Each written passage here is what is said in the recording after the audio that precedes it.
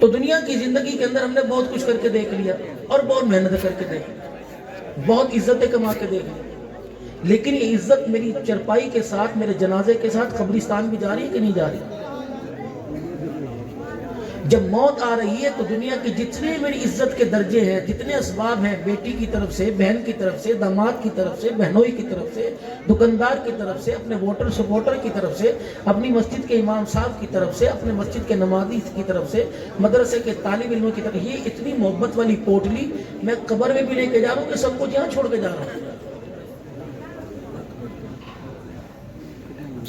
اگر تو پیسہ قبر کے اندر چلتا تو کوئی یہاں پیسہ چھوڑ کے نہ جاتا، ایک بینک قبر میں بھی کھلا ہوتا۔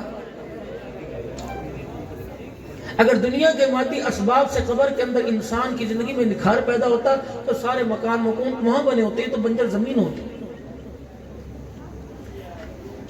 قرآن نے واضح طور پہ بتا دیا، فرمایا قل متاع الدنیا قلیل والآخرۃ خیر لمن اتقى ولا تظلمون فتیلا۔ اور لوگوں دنیا کے دھوکے میں نہ آنا، تمہیں اتنی بڑی نظر آ رہی ہے، اللہ کی نظروں میں اتنی سی ہے، پٹوائے گی، اٹھوائے گی، کٹوائے گی، چلائے گی، رلائے گی، ہنسائے گی، لیکن یہ دنیا اگر اللہ کی مرضی کے مطابق نہ گزار کے گئے زندگی تو قیامت کے دن اللہ کے دربار میں شرمندہ بھی کروائے گی۔ بڑے بڑے ترم خان دنیا کے اندر آئے، اللہ نے سب کے سریوں کے گردن کے سریوں کو اللہ نے یوں کر کے مروڑ کے رکھ دیا۔ جو ایک دستخط کیا کرتے تھے پورے وسندے والی کی قسمت کو بدل کے رکھ دیا کرتے تھے، یوں کر کے ایک ہلکا سا ریڈ لائن یا کراس کیا کرتے تھے، روڈ بنا دیا کرتے تھے، نالوں کا نظام، گٹروں کا نظام صحیح کر دیا کرتے تھے، بلڈنگیں بنا دیا کرتے تھے، یقین جانو اب یوں یوں یوں کر کے تھک گئے، لیکن قدرت نے بستر پر لا کے ڈال دیا ہے۔ یار تیرا باپ نظر نہیں آتا، تیرے ابو جان کہاں چلے گئے؟ چاچو جی آپ کو نہیں پتا 15 دن ہو گئے فالج کے مرض میں پڑے ہوئے ہیں، ابو جان تو بات بھی نہیں کرتے، دعائیں بھی کام نہیں آ رہی، اب تو دعا بھی کام نہیں آ رہی، چلو چاچو جی آؤ میرے ابو کی عادت کر لو، کیا پتا آپ کے جانے سے ابو جان کا غم ہلکا ہو جائے۔ چاچے نذیر کے پاس چاچا بشیر چلا گیا، اسلم کے پاس اکرم چلا گیا، وہ یار تینوں کوئی ہویا، حوصلہ کر، تو تے بچہ کی طرح رو رہا ہے، وہ کیسے حوصلہ کرے گا؟ پیشاب پخانہ اس کا تہمد میں سلوار میں نکل رہا ہے، اسے اب بھی اپنے پہ رونا نہیں آئے گا، تو بتا کب اس کو اپنے آپ پہ رونا آئے گا؟ وہ اس لیے تجھے رو رو کے دکھا رہا ہے کہ جو غلطی دنیا کی زندگی میں نے کی، بستر پہ لیٹ گیا، یہ غلطی تو نہ کرنا۔ بستر پہ لیٹ گیا، پہلے چودھری بھی تھا، بادشاہ بھی تھا، امان بھی تھا، پٹھان بھی تھا، جگیردار بھی تھا، ذمہ دار بھی تھا، سب کچھ تھا، لیکن ایسی قدرت نے مجھے بستر پہ لا کے کروٹ بدلا کے پھینکا، نہ میں چودھری بھی نہیں رہا، اب میں انسان بھی کوئی نہیں رہا، نہ میں باپ رہا، نہ بیٹا رہا، نہ بھائی رہا۔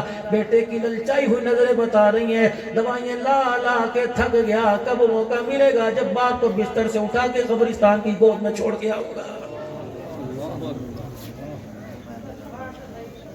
مولانا عبدالغفور ماوی صاحب مجھے تو بڑی کوفت ہوتی ہے، پتہ نہیں آپ اس پہ راضی ہو یا ناراضی ہو، کسی کی قرآن خوانی کے موقع پر بلا لیا جاتا ہے، صدیقی صاحب ذرا دعا نہ کرنا، ادھر کھانا تقسیم ہوتا ہے، ادھر گھر کے بڑے افراد کو لاتے ہیں، اے بڑا پتر ہے مولوی صاحب اس کے سر پہ پگڑی باندھ دو۔ میں نے کہا مولانا اگر آپ درمیان میں سے ہٹ جائیں یا میرے سے بندواؤ نہ یا میرے سے اس سے کچھ باتیں پوچھنے دو، کیا بات ہے؟ میں نے کہا ایمانداری سے بتاؤ کس کے سر پہ پگڑی باندھ رہے ہو؟ جس نے باپ کو مرتے وقت کلمہ یاد نہ دلایا، اس کے سر پہ پگڑی باندھ رہے ہو جس نے قبلے کی طرف منہ نہ کیا، نہ غسل میں شامل ہوا، نہ کفن میں شامل ہوا، نہ کفنانے میں نہ نہرانے میں شامل ہوا، نہ جنازہ پڑھنے پڑھانے میں شامل ہوا۔ یہ پچھلی صف میں کھڑا تھا، دنیا اللہم اغفر لی حینا و میتنا کہہ رہی تھی، یا خاموش کھڑا ہوا تھا، یہ قبر میں اتارنے میں شامل نہ ہوا، آمن الرسول سورہ بقرہ کا پہلا رکوع پڑھنے میں شامل نہ ہوا۔ یہ تو وہی بدبخت ہے جو اپنے گھر میں کہہ رہا تھا ایک تو مصیبت ساڑھے گلے پہ گئی ہے، ایک اے میرے پیچھے چھڑ گیا ہے، ابا جی کم سے کم تو اٹھ کے بیٹھ جا، ابا جان دوائی کے خرچے سے تو میری جان چھڑا دے۔ اماں کہتی پتر اسے ڈاکٹر کو لے جا جہاں سے پہلی دوائی دلوایا تھا، تیرے باپ کی ہاتھ میں حرکت آنے لگی تھی، کہتا اماں جی ڈاکٹر بڑا مہنگا ہے، محلے کے ڈسپینسر سے بتا دو ٹیکہ لگا کے چلا جائے گا۔ یہ وہی بیٹا ہے جو کل باپ کی چرپائی پہ کہہ رہا تھا ابو جی تاڑی مباری نے میں نو پڑھنے پا دیتا، میں نو مصیبت پا دیتا۔ بہن نے کہا تھا بھائی مجھے اسکول کی فیس چاہیے، بہن نے کہا تھا میری کتابوں کا بیگ پھٹا ہوا چاہیے۔ اللہ اللہ اکبر تو نے باپ کو گھور کے دیکھ کے کہا تھا ایک تے اے جان نہیں چھڑدا اے مصیبت میرے گل پہ گئیاں نے خبردار ایسے کہ سر پہ پگڑی نہ باندھ بلکہ اس سے معذرت کر لے جب باپ کی زندگی میں اس نے ماں کو اپنی اولاد کو اپنے بہن بھائیوں کو کچھ نہ سمجھا خدا پاک کی قسم اب سرداری نہ دے کل تک تو آنکھیں گھور گھور کے دکھاتا تھا اب گھر کی سرداری اس کے پاس آ گئی تو اس کے گناہ میں ملوث ہوگا جب بہن کو رلائے گا بیٹی کے منہ پہ چماٹا مارے گا وہ پتہ نہیں بچے یا نہ بچے لیکن پگڑی باندھنے والے تیرا بیڑا غرق ضرور ہو جائے گا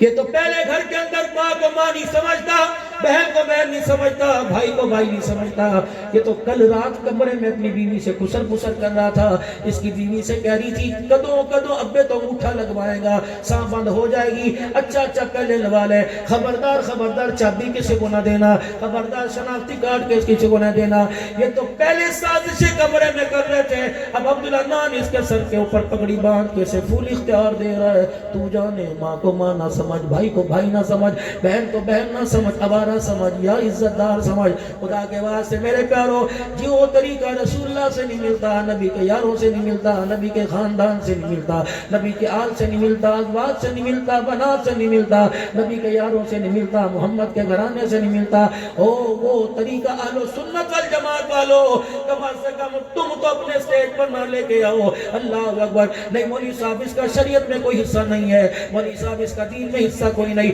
بس پگڑی اس لیے باندھی جا رہی ہے کہ خاندان والوں کو پتہ لگ جائے یہ بڑا ہے کیا خاندان والوں کو پتہ لگے گا یہ تو باپ کی موجودگی میں چاچے کو سلام نہیں کرتا یہ تو ماں کی موجودگی میں مامے کو سلام نہیں کرتا باپ کے مرنے کے بعد پتہ نہیں یہ کیا کیا گل کھلائے گا